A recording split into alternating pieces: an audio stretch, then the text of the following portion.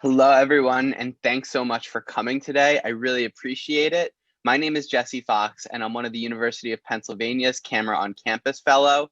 In addition to Camera on Campus, I would really like to thank Maor UPenn and also UPenn Hillel for co-sponsoring this event. It means a lot to me. And again, I want to thank everyone so much for coming out. This is going to be a really informational, but also fun talk. So with that, I'll go ahead and introduce our speaker.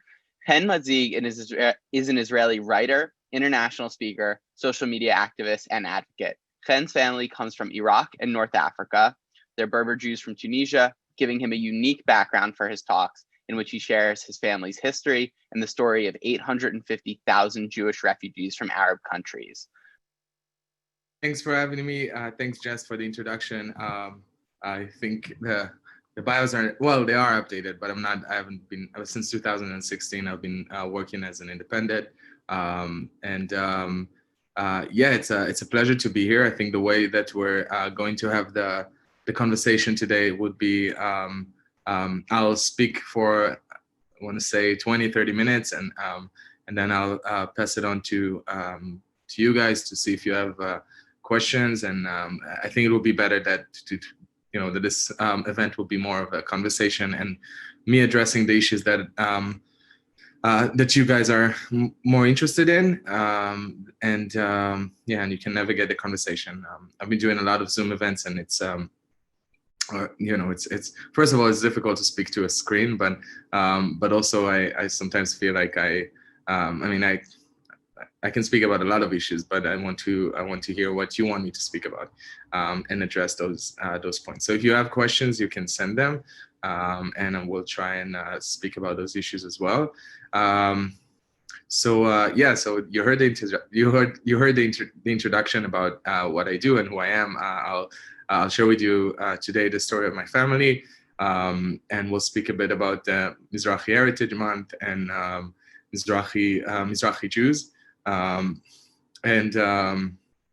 Maybe we'll start with that. First of all, I think it's very important to clarify the difference between Mizrahim and Sephardim, and what does each identity means.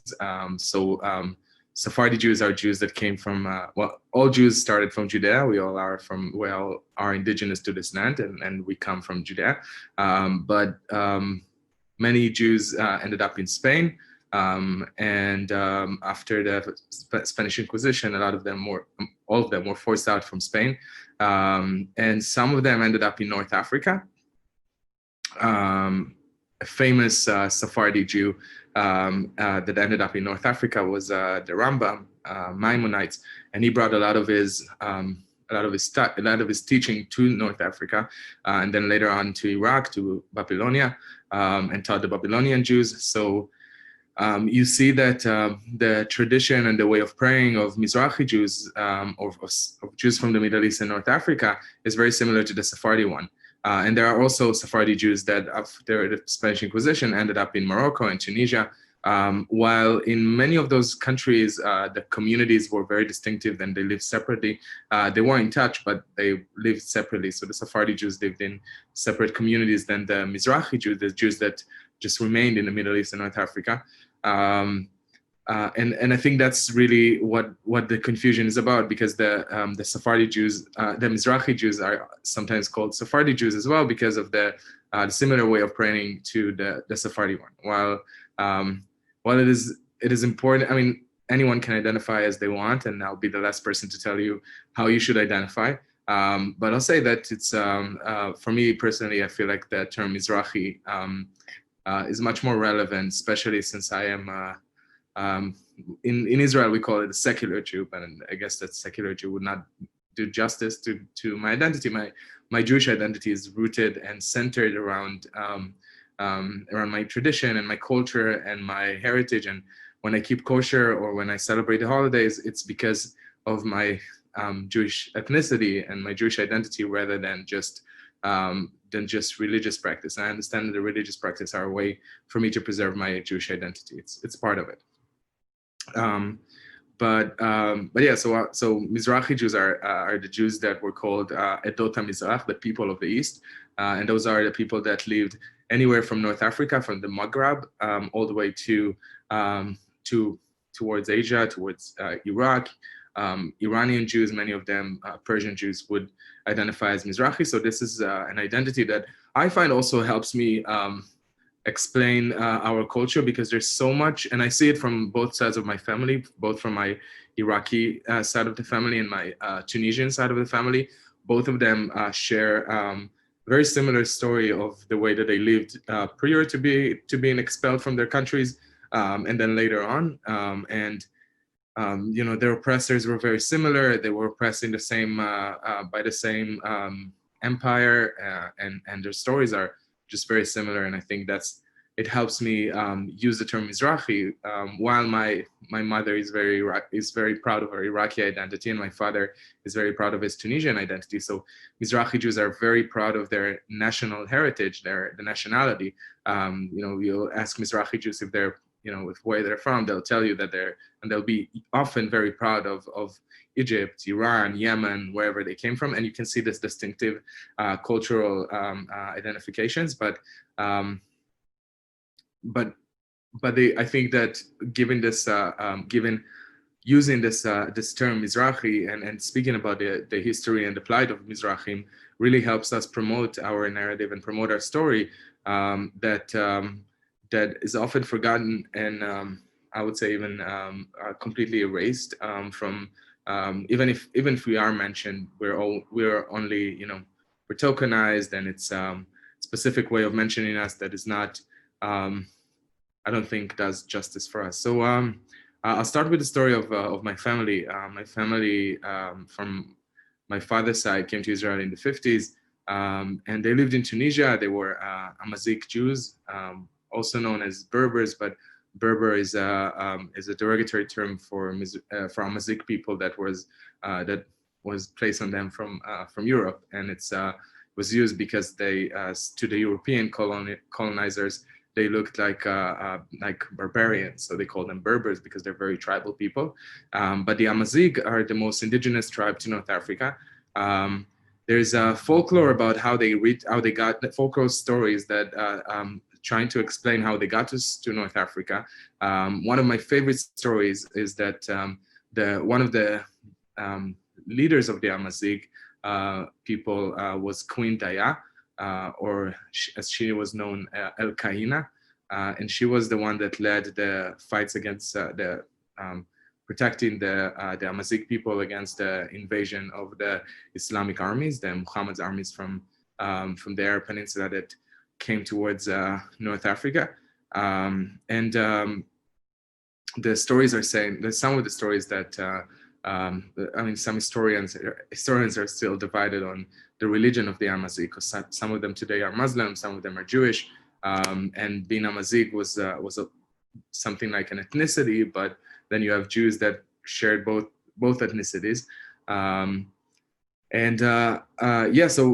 Daya, the story that historians are really debated about is whether she was a Jewish woman that came from Judea to North Africa, and maybe the El Kaina means the priest or the Kohen. So perhaps she was a descendant of Cohens, and then she arrived to North Africa and led the Amazighs. I like to believe this story because maybe it means that I'm descendant of royalty. Who knows? But my family lived in Tunisia, in Sfax, and in Jerba.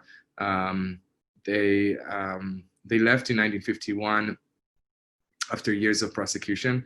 When we speak about the persecution of Mizrahi Jews, it's important to distinguish between, to understand the difference between the experience of Jews in other places. So if you take, for example, the experience of Ashkenazi Jews in Europe, they were told when they received the emancipation prior to the Holocaust that they are going to be protected as European Jews. So you'll read Ashkenazi Jews saying that before the Holocaust that they were very proud of their German nationality and that they were German before they were Jews. And only when the Holocaust happened, then it was the first time that they were, first time in modern times that they were attacked as a group. I think that the main difference is that the Mizrahi community, Mizrahi Jewish community, were always dhimmi. They were always treated as second-class citizens, as a protected minority. But protected minority means that you're protected as long as you're paying your taxes for being Jewish. The easiest way out, by the way, is to assimilate and to convert to Islam, and then you can achieve the title of being an Arab. In Tunisia, that really meant life and death at some point during the Holocaust. The Nazi Vichy regime was the French regime was controlling North Africa, and my grandfather and grandmother had to work in a forced labor camp of the Nazis. My grandfather was supposed to be sent to a death camp, but he was saved just a few days before the Holocaust, and just a few days before he was supposed to be sent. The Holocaust was over, and I mean World War II was over, and he was saved. But that was a reminder for them that they are not safe in Tunisia. And my family from my mother's side had a very similar experience in Iraq. My grandmother, Hela, she always tells me this beautiful stories of how amazing Iraq was and how she loved living in Baghdad. Baghdad had 2/3 Jewish population at some point. There was a lot of Jews in Baghdad, in the capital of Iraq. And while there were dhimmis and they were second-class citizens, they were probably the minority that was able to climb the closest to the top that you can. So they weren't allowed to be lawyers, but they were allowed to work in the court in Iraq. Only when I asked my grandmother about why she left Iraq, she tells me that what she calls great life is not really great. Great life is walking down the street without having stones thrown at you because you're Jewish. And in 1941, everything really changed for them. And in 2 days in June that are known today as the Farhud, it was 2 days of violent attacks. Farhud in Arabic means violent disposition. It was really 2 days of horrific violence that the Jewish community of Iraq faced, of Baghdad. It was incited by the Nazis, by Nazi agents in Iraq, but it was conducted by Iraqis, Iraqi policemen, the Iraqi people took part of it. People often say that it was like the Kristallnacht of the Jewish community in Iraq. About 10,000 people were injured, hundreds were killed. Windows were shattered. Jewish-owned businesses were attacked, and it was really the time that the Jewish community of Iraq, of Baghdad, knew that everything was changing from them. My grandmother said that in the first day she looked out the window to see, and she saw her friend, a disabled Jewish woman, a Jewish girl, a teenage, running in the street, and she told her to go back to the house, and she didn't listen. And then my grandmother kept on yelling, and then she saw that an Iraqi policeman came towards the girl. He grabbed her and he raped her in the street. And a few minutes later, he took a glass bottle and he broke it, and he mutilated the girl and left her to bleed in the street. My grandmother ran downstairs and after he left and grabbed the girl and brought her back to the house. But she died in my grandmother's arms. And I think, when my grandmother tells me the story, I see how taxing this was for her and how that really affected her. Until today, every time she's telling the story, she's in tears. But that was the beginning of the Farhud. The second day was even worse. It was even bloodier. She told me how she saw 9 kids and a mother walking down the street, and the kids are being shot by Iraqi policemen, and the mother is left for last. And only then, after she's crying over her kids, the mother is being killed. And for my grandmother, it was the time that she said, we have to do something to leave because we can't stay here. And it was difficult because they weren't wealthy there. They were, while they owned property and they had decent jobs, they were still not able to save enough money to leave. So they started doing it and started saving whatever they could. And only in 1951, they were ready to leave. And they heard a rumor that there's an Israeli plane that is going to come and take them back to Israel, the place that they've been praying to return to. They packed their bags and they drove to the airport with all of their suitcases and all of their belongings. And when they got to the airport, there was like a Iraqi police checkpoint. They took everything they had. They allowed each family to have one suitcase, but they couldn't take with them gold or money or anything like that. And then on their passports, they had a stamp in Arabic saying never to return. Which meant that you can't use this passport ever again, and that your citizenship is revoked. They got on this old planes, hundreds of people, one on top of each other, flying to Israel. I mean, for the first time, but for them it was returning to the Holy Land, to their home, to the place that they'll have refuge. Back then in 1950s, no other country would open its gates for those refugees. It was only Israel that allowed them in. Few years after that, the few Jews that remained in Iraq were publicly executed and attacked, and were all accused of being Zionist spies.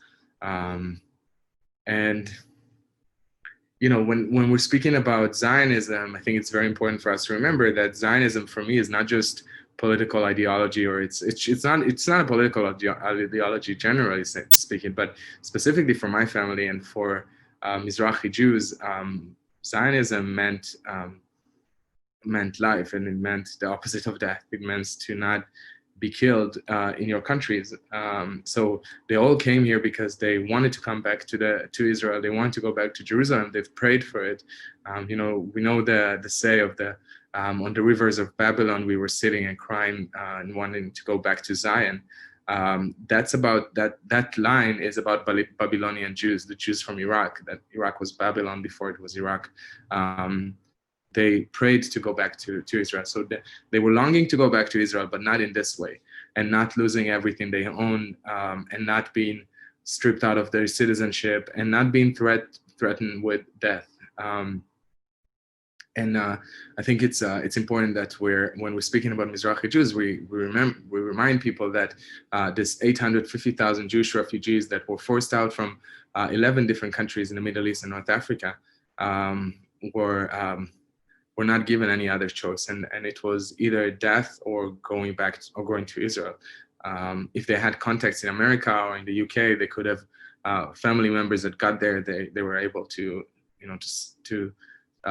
get in, to be smuggled in, but often it was not the case, and that's how from those 850,000 Jews ended up in Israel, and today they're making up over 55% of Israeli Jewish community. And that's another thing that is important to remember, because with the resurgence of identity politics in America and in the West, we hear a lot of people saying that trying to brand the Israeli-Palestinian conflict in terms of race, and it's completely discounting Mizrahi Jews. I mean, we've been in the Middle East for centuries. We've been here since we were expelled from Judea, and we stayed here. We are the living proof of the connection of the Jewish people to this land, because we never left this region. We never left the Levant, and I think that we share the same culture with our Palestinian neighbors, and we share the same culture with our Arab neighbors. When people tell me, and I often hear that, especially online these days, I spend a lot of time online, which I'm sure a lot of you do as well. But people say, well, Israeli food is actually stolen from Arab countries. It isn't. It's the Israeli cuisine is a cuisine that is built by different dishes from all over the world that have been brought here together by Mizrahim. We've cooked those dishes for hundreds of years, and we brought them here. And Iraqi dishes like kube and sabich. Sabich was actually invented by Iraqi Jews in Israel, which is this pita bread with potatoes and eggs and eggplant and tahini and amba, which is a special Iraqi dish. I'm sorry, I don't want to make you too hungry, but those dishes are just as much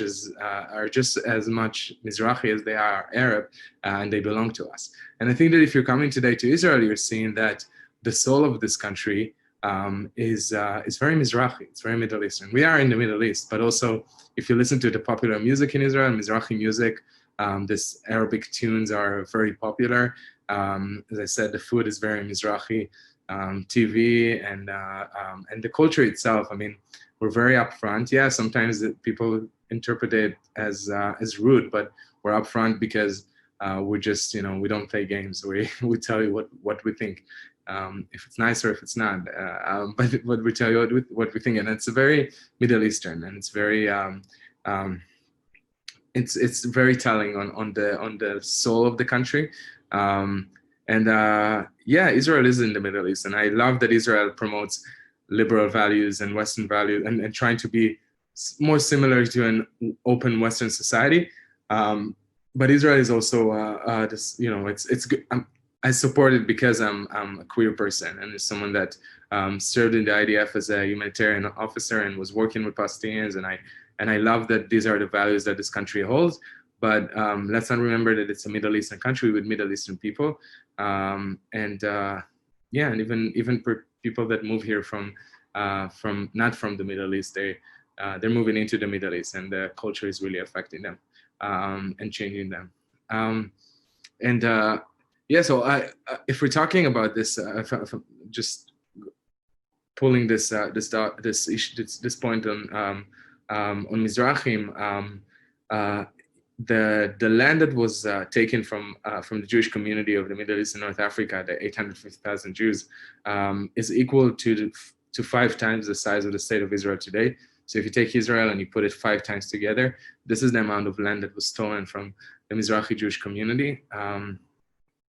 The property that was stolen is estimated at $300 billion. We were never recognized as refugees. We were never recognized. I mean, everything that was stolen from us was never recognized by any international agency, any non-Jewish organization, no world country ever. No country in the world ever. Here and there, there's conversations about it, but even with the recent accords with UAE and Bahrain and Oman, I think it's. In Sudan, I think it's almost lost, the story of the Mizrahim, because while I don't expect to get my land back and I don't want an Iraqi passport, I do want the world to bear witness to what happened to us. There aren't any museums that commemorate there are a few, but there are very few, and even the museums that commemorate the story of the Mizrahi Jews are often severely unfunded, and there's a few people like me, Mizrahi Jews, that are speaking up, but we're very few, and often the world wants to silence us. I feel like where the inconvenient truth about Israel that really harms people. I recently heard that people saying, well, you should stop using the term Mizrahi because you're actually Arabs, which is ridiculous. The term Arab Jew was invented by Yasser Arafat, the PLO leader, that he said that he invented this term and started using the term Arab Jews because it's a way to erase the Jewish connection to this area, the Mizrahi Jews connection to this area. I personally do not appreciate, and I don't think we should use this term. Anyone who wants to do it can use it, but for me, I'm saying that personally, and I know it from my family as well, we don't identify as Arabs because we were never Arabs. My family, when they were in Iraq and Tunisia, they were oppressed because they were not Arabs. They were dhimmi because they were not Arabs. Being an Arab in the Middle East means that you have privileges. Being an Arab in the Middle East is privilege. You are part of the dominated majority, it's an imperial identity. The best way to identify an empire is by language. So like, French is an imperial language. That's why so many countries are speaking it. And English is an imperial language. Spanish is an imperial language. And Arabic is an imperial language. And it was promoted through colonizing other countries and forcing the local population to adhere to this identity if they want to be treated in a superior way in the Middle East. So I reject this term because I think that it's an imperialistic term that does not really reflect what happened to our communities, and it really takes away from our story and our identity. And yeah, I can go on, but I see that there are a few questions in the chat, so maybe I'll take a few questions from here and I'll just read them. So can you explain a bit more about, so that's from Anonymous. Can you explain a bit more about who dhimmis were and what status they held in the Muslim world? Jesse, is it okay that I'll do it this way? Or do you want to read them? Absolutely. I think that's a really good question, too. Okay, all right. So dhimmis were, is any protected minority in the Middle East. So as I said before, the Arab Empire, we're so used to Arab countries, we think that they've existed here forever, but they're not. They're very recent new countries that were that existed recently. And in the 60s, the 70s, the idea of Arabization of the Middle East meant that, and it was promoted by Nasser from Egypt. The idea was that there would be one homogeneous Middle East, that every Arab country will work together. The remains of it are the Arab League today. But basically it meant that, there will be one language, everyone will speak Arabic. There will be one religion, everyone will be Muslim. And if you are that, you will enjoy the benefits of having access to positions, to jobs, to be protected, that you will be basically equal citizen. If you don't want to be an Arab, you're going to be a dhimmi. A dhimmi means, as I said, protected minority. So it meant that, and so also Yazidis were dhimmis, Maronite Christians, Assyrians, minorities in the Middle East were also identified as such. And it meant that you were protected, but just as long as you're paying your tax and as long as the ruler wants to protect you. The example that I gave earlier with my grandparents from Iraq, that the Farhud was the reminder of this dhimmi status. The dhimmi status meant that whenever the ruler doesn't want to protect you anymore, you're going to not be protected and you're going to lose your protection. So yeah, I hope that explains. Another question. Why do elements of progressive activism, who usually encourage minorities to speak their truth, so often ignore the experience of Mizrahi Jews in particular? Oh my God, this is such a great question. It's so good because I just drafted a tweet that I was supposed to, that I was gonna tweet it, but I was waiting. So I wrote, I'm not sure if I'll tweet it this way, but I said, Jews of color are not a monolith. I'm more liberal than others. However, you would never know by the fringe voices that are amplified all the time for leftist political game. While I am on the left, and that's my personal opinion, you can disagree and that's okay, but we're constantly seeing that that the only Jews of color, the only people of color that have been promoted in this, and in this context, I'll just speak about this context because I don't follow other issues, but specifically are people that are, far left, that are anti-Zionist often, and I feel like we are being used as pawns to we're being tokenized, and it's very unfortunate. And I know that other communities are going through that as well, but I think it's done because it's a way to. I don't think those people really care about us. I think people that promote specific voices of Mizrahim or care about amplifying specific Mizrahim, and they will never, speak about me. And people can disagree with me. I mean, I'm fine with people disagreeing with me, but there are some that just constantly bash my activism about Mizrahim while never speaking about Mizrahim. And I think it's a very disturbing issue. I think it's really. It's about people that are not really, they don't really care about Mizrahim and about our history, and and it's more, just using us as pawns. So if you look at Israel and the 55% of Israelis that are Mizrahim, by and large, they are voting right-wing. And most of my family members are voting to the Likud party. There is historical context here because the left used to be Ashkenazi dominated in Israel. It still, in large part, is. And Mizrahi Jews were very and still are very nationalistic, because that's very, that's Middle East. That's the Middle East. You're very nationalistic if you live here, not because you want to, not because of politics, but because you know that you have to be if you want to live and you want to survive. And when people tell me, well, how can they be this way? How can they be so nationalistic? I mean, being nationalist is not, in this context of Israel, of having 0.03% of the Middle East and the only Jewish country in the world, being nationalist means that you just want your country to survive.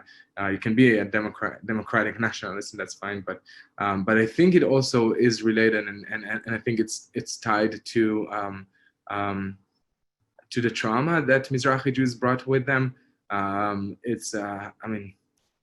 It's not just a trauma that belongs to the past. For my grandmother, whenever I speak to her about that, it's, she feels like she's continuing to live this trauma because she was oppressed by Arabs because she was an Arab. And she sees the terror attacks today. Recently it's been relatively quiet, other than last week where we had a rocket exploding over Tel Aviv. But what my grandmother sees is that the same violence that she faced as a Jewish woman in Iraq is brought back again by Palestinian groups. That we can't ignore the fact that Palestinian identity is inherently tied to Arab imperialism. And Palestine, and I support a two-state solution, but I also know that Palestine is going to be another Arab country. I don't think any Palestinian will deny that. So it's very very weird for people to understand other communities, other marginalized groups' trauma, but completely ignore Mizrahi Jews' trauma, another trauma that was historical, again, a trauma that continues until today. And understand that they're facing this violence until this day by the same propagator, not the same people, but the same ideology that caused my family to lose their property, to lose their land, to lose lives, and to face horrific racist violence.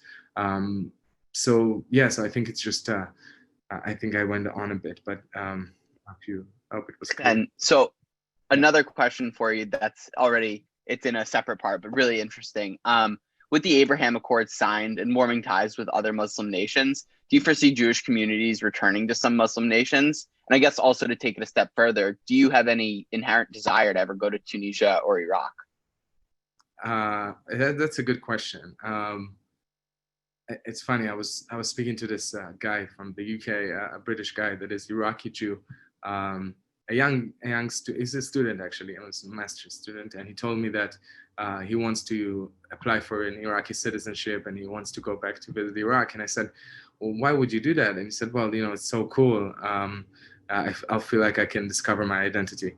For me, it was interesting to hear that. I'm saying it just before I'm saying what I think, because my belief is, and I think my belief would be shared by many Israeli Mizrahim as well.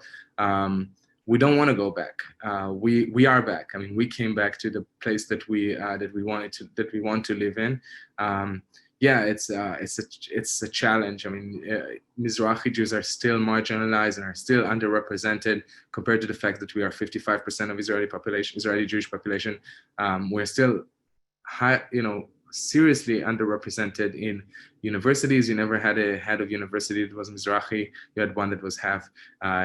Most of the mayor, like 95% of the mayors of the big cities in Israel were Ashkenazi. Never had a Mizrahi prime minister. Every head of national theater in Israel is Ashkenazi, or was always Ashkenazi. We're about 15% of Israeli academia today. We're, in many areas, we are still underrepresented, and I hope this will change.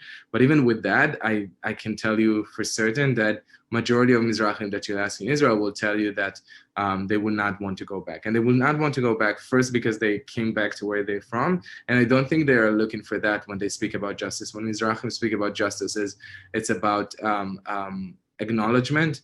I know that a few of my friends and family members were very disappointed to see that the Abrahamic Accords were really negate the story of the Mizrahi Jews. They did, I mean, there was something positive with the fact that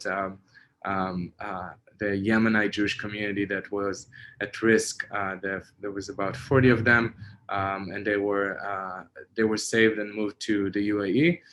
So at least that, because of the war in Yemen, but you know, I think Mizrahi Jews are home, and they feel Israelis and Israel is the place that they feel like they want to stay, and they feel protected. And yeah, and it's like, you know, it's like every other community that will face such a tragedy and such a trauma in a specific place. They would not want to go back. They would, you know, they romanticize the past a lot, but they don't want to go back. I mean, my grandmother still, she loves speaking about Iraq. She still listens to Iraqi music, Arabic music. We enjoy this culture. It's our culture, but we cannot forget the violent racism that we faced, and that caused us to, you know, that expelled us, that we faced the ethnic cleansing and the ethnicize in those countries. But I would love to go visit one day, hopefully. I don't know, not Iraq, but I want to go visit Tunisia one day. I heard you just went there, right? Yes. Yeah. Okay, so should I continue? I'll take another question. How can we effectively be active for Israel on social media? What is the best way to engage and reach people? So I think it's very important to share the stories. I think it's such an important missing piece of the puzzle, that once people hear about Mizrahim, they and people that are anti-Zionist or anti-Israel, I think it's really, I see a lot of times this aha moment in people, with people, that they really understand that this conflict is not as simple as they thought it was. So I think that's really important.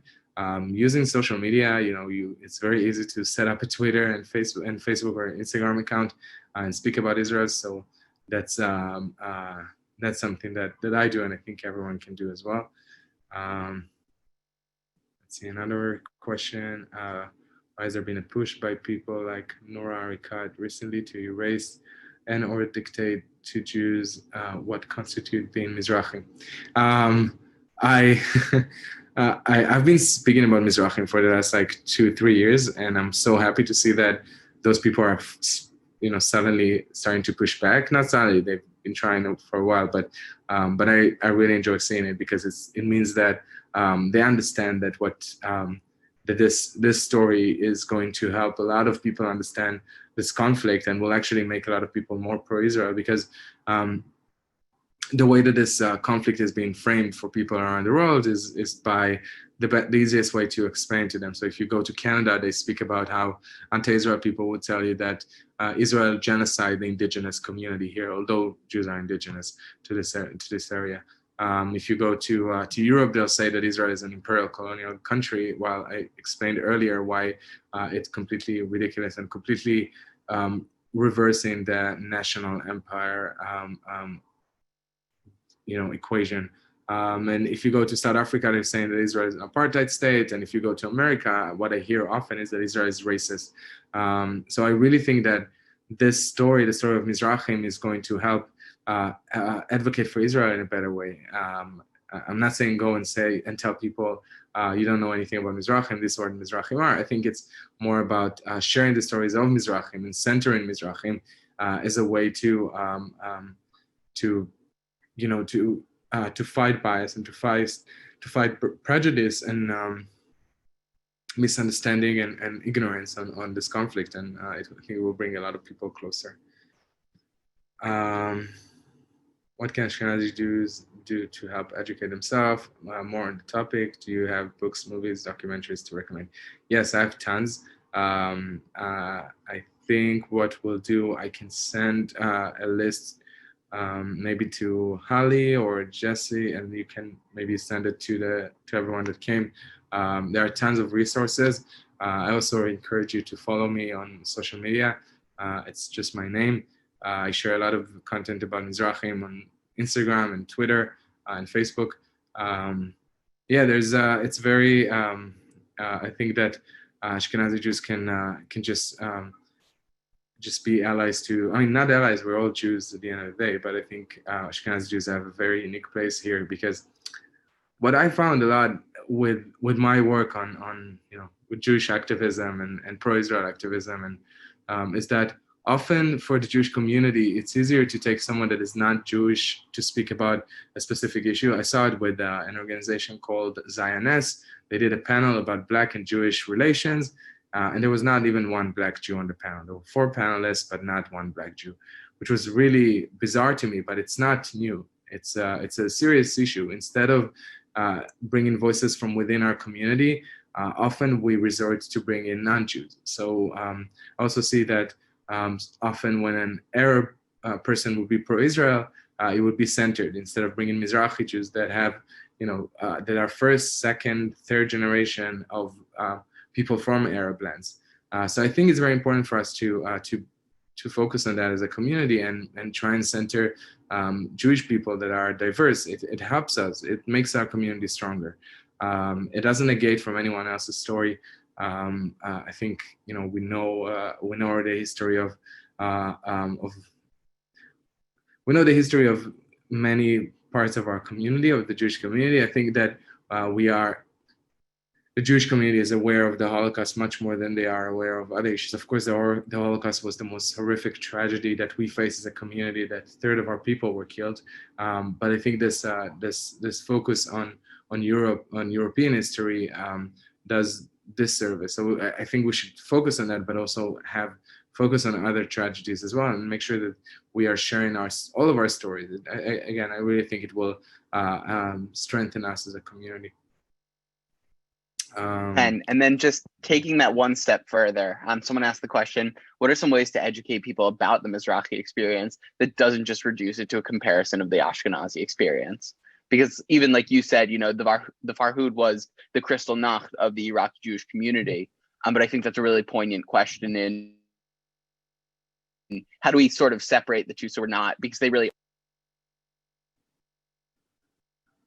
I didn't hear the last part. Can you repeat the last sentence? Yeah, just I said, the Farhud and like Crystal Nacht, of course, like it's a good comparison for people who don't know, but like, how do we make it so that people know, so that when we compare things, we never have to say it's like the X of the Ashkenazi community? Yeah. It's very disappointing, and it's very not disappointing. It's very disheartening that we are in this point that every time I sin in it because I'm trying to explain to people this things, and maybe we're not at a point that we can just say Farhud and have people understand what is Farhud. I hope that in few generations, when people will say, oh, compare other things. I hope they won't. I want to compare things to Farhud, but if they will want to compare a tragedy, they will use the Farhud as an example. But the way to do it, the way to make a difference is by speaking more and being more active. And that's true also for those, the voices that are being tokenized. If you want to make a difference, we have to speak up louder. And I have a good friend, she's a trans activist, and she told me, she often feels like trans voices are being tokenized. And she says that the only way to combat it is by having more trans people speaking. It doesn't matter what they're saying, but the more people are speaking from their community, it will help make those voices a minority. I think it's the same for us. If we want the ones that are the ones that are tokenizing our struggle, the minority voices from within our community, whether it's anti-Zionists that are 5% of the Jewish American population, or if it's Mizrahim that are there are a few Mizrahim. There's 2 professors in NYU that are totally Arab nationalists, and they don't believe in Mizrahi identity. Ella Shochat is one of them. There's another one, but they are tokens of our community because they're not representing our community. It doesn't make them less Mizrahim, but I think the more we speak, the more they become less serious and being reduced, not reduced, but just getting their own space. It doesn't make them, and it's important also to remember that, you know, it's, you know, I always give this example of Dolce and Gabbana, the international brand. The Dolce and Gabbana, these two guys, they're both gay, and they both oppose same-sex marriage, and they oppose adoption of children for same-sex couples. And I think it's such a good example because, you know, they are still gays. It doesn't take away from their gay identity. And in the same way, there are Jews that advocate against the well-being of the Jewish community. There are some Mizrahim that advocate against the best interests of the Mizrahi community. It doesn't make them less Mizrahim, it doesn't make them less Jewish, but they're just tokens. So I think it's important for us to speak more. And going back to the point that going back to answering your question, I would say that the more we educate our peers and the more we explain that, and I try to do it as well. I mean, I give this comparison of Kristallnacht to Farhud, but I also give I'm saying that we spoke Judeo-Iraqi Arabic, that is basically the Yiddish of Iraqi Jews. So it's easier for me to explain to people, to people that know about it, but maybe it's also important for me and for all of us to take it a step further and actually explain why that is a unique experience. Yeah, I don't know. I'll have to think about it some more, because there might be a point to try and not use terms to compare our history to Ashkenazi history, because it's different. I mean, it's alike because we face the same.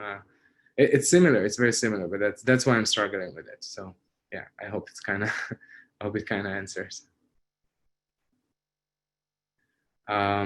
Is there any other questions that I didn't answer? Let me see. Yeah, I think I've answered all of those. Anything that you can think of that I should discuss further, or anyone wants to ask a question? Does the participant can ask questions, or? Yeah, if there are any other questions, just feel free to put them in the Q&A box. I'll give it another minute.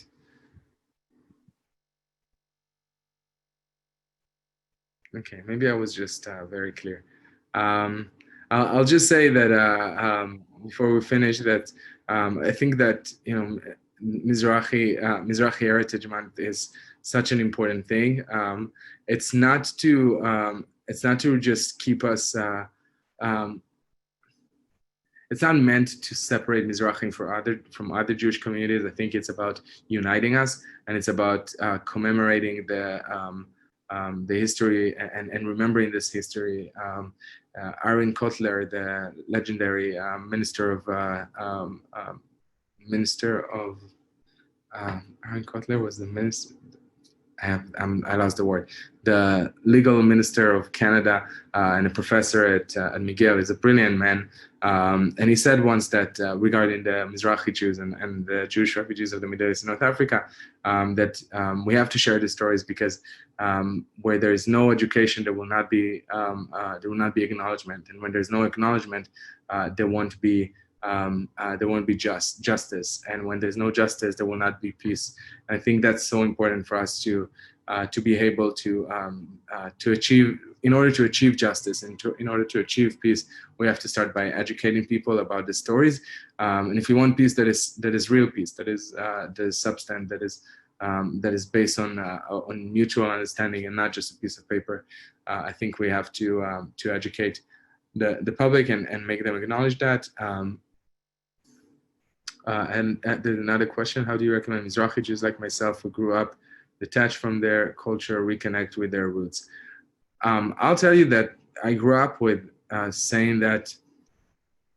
I grew up as a young child. I kept saying to people that I'm actually Ashkenazi, or that I'm half Ashkenazi, and that I wasn't really proud of my Mizrahi identity, and it's obvious because I wasn't told that I should be proud by society. Society prefers what's Western, and what's more white was more preferable, just like in other societies. So it took me years until I was really proud of my identity. and reconnected to my Mizrahi heritage. But I can't stress enough how difference it makes in your own life once you reclaim every identity that you have, that you become authentic to who you are. So I would recommend to ask your family about their history, learn more about them. That's where, for me, it started when my grandmother started telling me those stories, that I started to ask more questions. And the more I've learned about our history and the history of not only my grandparents, but the whole Mizrahi Jewish community, it really helps me navigate this identity and really reclaiming it and being more proud of it, because I've learned about it. And often when we are detached from one part of our identity is because we don't know much about it. So I would really recommend to get in touch with relatives, and if you don't have any relative that you can have access to, just learn more about Mizrahim. Maybe start a social media account about it or a blog about it, and share what you're learning or share your experience. I think it's very important, and we need more. Again, we really need more Mizrahi Jews to speak up, because and we need also Ashkenazi Jews and Sephardi Jews and every Jew to share those stories and make sure that people hear these stories, because again, I believe that it's the key to both for justice and for peace. So yeah. Awesome. With that, Hen, I want to thank you so much for speaking today. This was really amazing. As part of the Mizrahi Heritage Month, I think it was really important to sort of bring light onto some of the communities that you spoke about in both Tunisia and Iraq, but also just bringing light on the non-Ashkenazi communities that existed literally from Morocco to China. So with that, I mean, this was really informative. I think everyone got to learn a lot, not only about the communities that were there, but also some of the live stories that you told about your own personal family. So again, I just want to thank you. If you don't mind, if anyone reaches out to me, I'll send them your information, your email. Yeah. And so if they have any follow-up questions, I can send that over to them. Of course, yeah. And thank you again for doing that. I couldn't be more grateful for you hosting this, this Mizrahi Heritage Month, the events, and inviting me to speak. It's really inspirational, and I'm very hopeful. So thank you so much for that. Thank you, Ken. And thank you so much, everyone, for coming today. Again, this event was sponsored by Camera, me as the Camera on Campus Fellow, Maor Penn, and UPenn Hillel. So again, I'd like to give a big shout out to our sponsors too. So thank you, everyone.